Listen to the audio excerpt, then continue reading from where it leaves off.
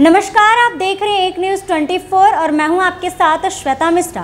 Hindustani Awam Morcha secular में आज प्रदेश के जिला के प्रखंड प्रकोष्ठ अधिकारी सब मौजूद हुए। इतना ही नहीं, आपको बता दूं कि जितने भी अधिकारी मौजूद हुए उसमें लोकसभा चुनाव को लेकर रणनीति बनाई गई है। वहीं इस पूरे मामले पर हिंदुस्तानी आवाम मोर्चा के राजनेता संतोष सुमन का क्या कुछ कहना है, आप उनकी बातों को सुनिए।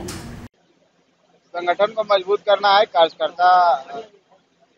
देखिए, हम लोग अपने संगठन का समीक्षा कर रहे हैं। हमारे प्रदेश अध्यक्ष जी आए हैं और प्रदेश अध्यक्ष जी ने अपनी नई टीम बनाई है और जो पुराने लोग हैं उन लोगों के साथ बुला करके एक कम्युनिकेशन प्रोग्राम है, एक वार्ता हो रही है और इसका लक्ष्य यही है कि संगठन का जायजा लेना कि बिहार में ग्राउंड स्तर पर संगठन क्या है, कहाँ पर कमजोरियां हैं और जो हमारे प्रखंड अध्यक्ष हैं उनकी क्या ऐसी अपेक्षा है।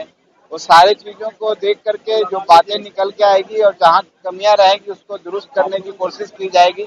यहाँ से नई दिशा निर्देश भी दिया जाएगा, आगे की रणनीति तय की जाएगी और आने वाला चुनाव जो लोकसभा का चुनाव है उसमें हमारी पार्टी का क्या रणनीति होगा, किन मुद्दों को लेकर के हम जनता के बीच में जाएंगे और हमारे कार्यकर्ता जो हमारे खास करके जो पदाधिकारी हैं, प्रखंड स्तर के पदाधिकारी हैं, वो क्या मुद्दों को लेकर जनता के बीच में जाएंगे ताकि हम एनडीए गठबंधन में हैं जहां पर एनडीए में ज्यादा से ज्यादा लोगों का, जो गरीब लोगों का वोट प्राप्त हो सके और उनके हक में हम कौन से ऐसी आवाज उठाएं। बहुत स्पेसिफिक मुद्दे होते हैं जो गरीबों के लिए होते हैं, हो सकता है गया में कुछ और हो, सहरसा पूर्णिया में कुछ और हो। उन सारी बातों का हम संकलन कर रहे हैं, सदस्यता अभियान की भी समीक्षा कर रहे हैं और सारी बातों को समीक्षा कर उपरांत हम लोग एक नतीजे पहुंचेंगे। फिर हम लोग यात्रा निकल रहा है उसका भी जायजा लेंगे कि हमने यात्रा की उसके बाद क्या इफेक्ट हुआ और यात्रा कहीं पर भी बची हुई है उसमें हमको कैसे करना है। ये सब कलेक्टिव बातें कर करके प्रदेश अध्यक्ष जो नए बने हैं वो देखेंगे अपने संगठन का क्या इनका कैसा दायरा है, उसी हिसाब से फिर अपनी अपनी रणनीति तय करके और इस संगठन को धारदार कैसे बनाएंगे इसकी रणनीति तय करेंगे। अरे सीट ये सब तो हम लोग सभी सीटों पर तैयारी कर रहे हैं, सीट कोई मायने नहीं रखता। सीट तो जब आएगी जब सब मिल करके हम लोग बैठेंगे, घटक दल जितने भी हैं, एनडीए घटक दल के जितने भी नेता हैं सभी पार्टियों के, सब मिलेंगे, सबके बीच में विचार आएगा। भारतीय जनता पार्टी जी के शीर्ष नेतृत्व में रहेगा, उनके साथ बात होने के बाद अपने आप सारी बातें आ जाएगी। इसमें कहीं कोई विवाद नहीं है और न ही कोई बात करने का विषय है। ये सही जगह पर अपने आप डिसाइड हो जाएगा और आपके सामने आ जाएगा। ये माननीय नीतीश कुमार जी ने इसे कराया है और हम लोग क्या सभी पार्टियों ने समर्थन दिया था। हम लोग का सही, जिस तरह उपेंद्र कुशवाहा जी बोल रहे हैं और भी नेता बोल रहे हैं, हम लोग को भी मानना है कि अभी सही तरीके से नहीं किया गया, इसमें कुछ न कुछ खामियां हैं। ये बहुत ही जल्दीबाजी में किया गया कार्य है।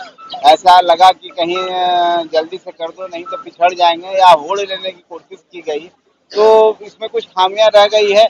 हम समझते हैं कि मुख्यमंत्री जी के समक्ष हम लोग ने अपनी बातें को भेज दिया है। ऑल पार्टी मीटिंग हुई थी तो हमारे संरक्षक महोदय गए थे, वहाँ पर सभी बातों की चर्चा हुई है और हमारी पार्टी का क्या स्टैंड है हमने वहाँ बोला है और जो भी कमियां है, त्रुटि है, जो भी टेक्निकल त्रुटियां हैं उस सब पर विषय हम लोग बिंदुवार वहाँ पर रखे हैं। हम समझते हैं कि कुछ न कुछ इस पर बातें होंगी और अगर नहीं होगी तो माननीय मुख्यमंत्री जी को तय करना है कि गलत सलत कर करके आपने नोटिफिकेशन करा दिया कि सही तरीके से जातीय गणना कराएंगे और हम लोग का मांग है आपके माध्यम से सामाजिक आर्थिक जो सर्वे हुआ है उसको भी जल्द से जल्द सरकार को बताना चाहिए ताकि उस आधार पर उन गरीबों को जो समाज में छूटे हुए आर्थिक स्तर पर, सामाजिक स्तर पर पिछड़े हैं, उनको हम कैसे आगे करेंगे। सबसे बड़ा मुद्दा ये है, हम जाति गिन लेने से कोई फर्क नहीं पड़ता, लेकिन उस समाज, किस समाज के लोग सबसे ज्यादा गरीब हैं, किस समाज के लोग सबसे ज्यादा पिछड़े हुए हैं, उनको अपलिफ्ट कैसे करेंगे। जब तक वो सर्वे का रिपोर्ट नहीं आएगा हम समझते हैं अधूरा है। जेडीयू तो सीधे तौर पे आप लोग इसको लेकर बता रही है कि फिर अगर जातिगत जनगणना के आंकड़े संतुष्ट नहीं है तो नरेंद्र मोदी से कल की जातिगत जनगणना आंकड़ा जारी करवा लें। नरेंद्र मोदी कर देंगे तो क्या वो संतुष्ट हो जाएंगे? ये सब कोई बात नहीं। अपनी कमी को इस तरह के आदमी छुपाने के लिए बातें करता है। हम तो कहेंगे सामाजिक आर्थिक गणना जल्दी, सर्वे जल्दी करिए और सर्वे करके लोगों को बताइए कि किस समाज के लोगों की क्या स्थिति है और क्या क्या काम करने की जरूरत है, ये भी सरकार को बताना। हम पार्टी का क्या देखिए, हम पार्टी इन मुद्दों पर विश्वास नहीं करती है। बिहार में हम लोग हैं, बिहार में हुआ है, हम बिहार में विरोध नहीं कर रहे हैं, स्वागत भी करते हैं, लेकिन हम कहते हैं सही तरीके से होना चाहिए और बाकी ये तो माननीय प्रधानमंत्री का विशेषाधिकार है होगा नहीं होगा, लेकिन हम तो कह रहे हैं कि सामाजिक स्तर पर और आर्थिक स्तर पर जो आपने सर्वे कराया उसको तो निकाल के देखिए।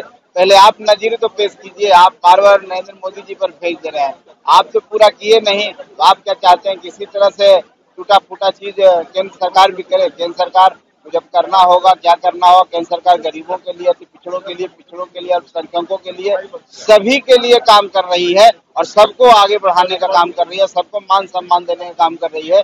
और विश्व स्तर पर जो भारत की पहचान है उसको और पुख्ता कर रही है। और हमारा जो नेता है, जो नरेंद्र मोदी जी, पूरे विश्व के नेता और विश्व गुरु भारत बनने की ओर अग्रसर है। देश के सारे लोग भारत की ओर देख रहे हैं। भारत एक बहुत बड़ी अर्थव्यवस्था बनने जा रही है। तो दूसरों को कहने से कुछ नहीं होगा, अपने घर में लोगों को देखना चाहिए। देखिए, हम तैयारी ही कर रहे हैं ना, इस तरह का तैयारी लगा हुआ है और तैयारी चलता रहता है। और 2000 कोई विशेष तैयारी नहीं है, कार्यकर्ताओं को मजबूत करना है और मैसेज देना है कि गरीबों को जाकर हमारी जो भावना है उसको बताइए, अपने आप आपके गरीब साथ हो जाएंगे।